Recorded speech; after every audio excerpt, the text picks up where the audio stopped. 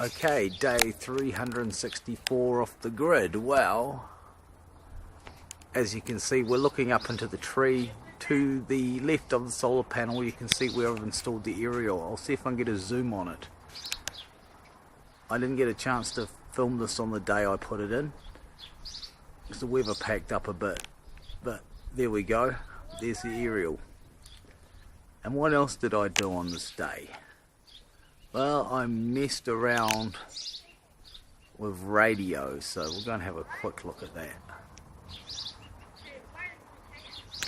So, in the shed, and here we are. This is the newer battery. I don't think I've showed this yet, or have I? I don't think so. It's the Endurant Loadmaster. As it turns out, I think it's called Loadmaster not because it's designed for heavier electrical loads, but because it's designed for big trucks that carry loads. But nevertheless, it's still superior starting and reserve capacity, so it does, you know, have a good chunkiness to it that is good for this application. So here we are.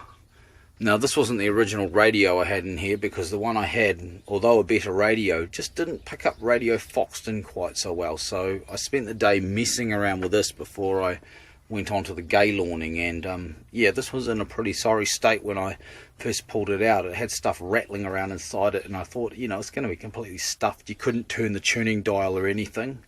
So I opened it up.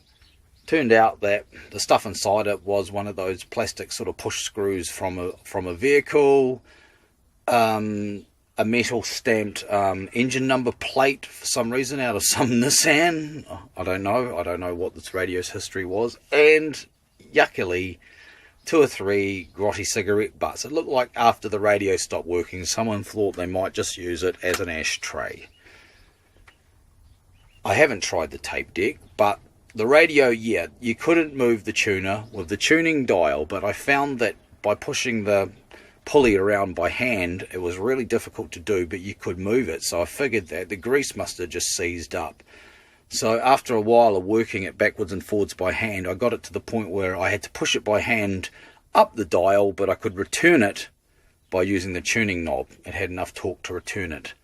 But then I sprayed some CRC down into there, onto where the bearing would be in the tuner, and after a while of working it, now I can tune it up and down, which is really nice. So there we go.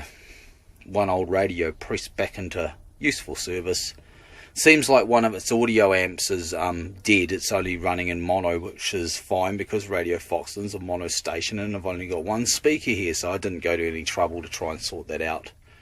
I probably need to find a hard to find audio chip for that. But so we'll put it in. Well, while I'm in here, while I was Gaylorning, of course, the generator was running, so I thought I might just put a battery charger on here and give this a bit of a boost, because the 10-watt solar panel running through the PWM5 does keep it topped up, but of course it takes some time. So, and this was always my intention, to have a battery charger running while the generator's going, but originally I put a little switch mode unit out here, but the problem with that was it wiped out the reception on the radio while I was Gaylorning, and I wanted the radio on. That was one of the main points of installing this radio. So I went to this old, you know, iron core transformer basic battery charger, and that did the trick just fine. I mean, I do use this one occasionally, but of course it doesn't have any 3-stage charging or any automatic switch off, and its overall output voltage is largely dependent on its input voltage, which of course is not the best when you're running off a generator, but it worked. It put some more charge in there. And one final thing to do with the setup. Oh, there's the speaker wire there. I've got to tidy it up. That's one little thing I haven't done, but I'll tidy it up. Here's the speaker. In the end, I just used this speaker and I just screwed it up onto here, made a hole and ran the wire through, and we can have Radio Foxton out here in the garden. The radio goes pretty well. The tuning seems to be a little bit difficult to get it really clean, but there's definitely plenty of signal. One thing is for certain, that aerial works extremely well, and it's providing a good grunty signal down to the radio. But it's alright. I can't show you how good it goes because, well, YouTube will flag me yet again for copyright. And Julian's PWM. There we go. PWM5. PWMing away. Well, it's not actually in PWM mode yet. At the moment, it's flashing out the battery voltage. I may have to put a slightly bigger solar panel on the setup. We'll see.